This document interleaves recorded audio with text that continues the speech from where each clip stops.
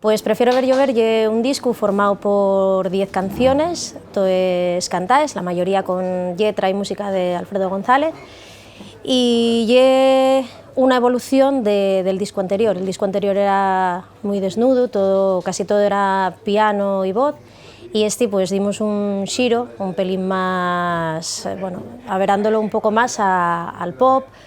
Hay algún bolero, hay una canción de música disco, hay, bueno, un poquillín de todo.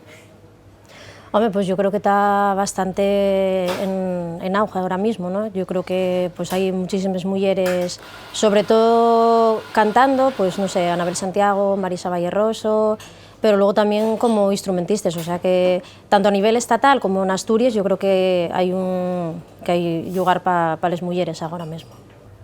Yo creo que sí que se puede hacer y que se tienen que hacer muchos más, porque, bueno, yo un poco la idea que tengo desde que entamé a escribir canciones en asturiano, bueno, canciones también en debativo, pero quizás más pensando en la identidad de un disco, sí que era la de intentar hacer cosas de las que hubiera muy poco o no hubiera nada en la música asturiana, ¿no? Porque en la música asturiana sí que tenemos bayura en el folk, no más tradicional y en el rock, pero a lo mejor en el pop lo mismo hay un poco menos, o en el bolero o en la ranchera.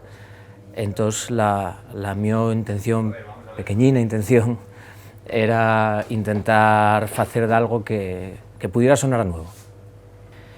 Pues mira, a mí pásame una cosa cuando escribo, especialmente cuando escribo para Silvia Quesada.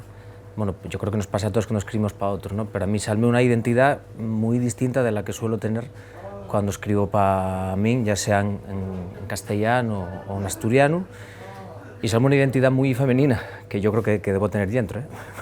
Debo tener un yo femenino importante, y quizás un poco vengativa, a lo mejor, ¿no?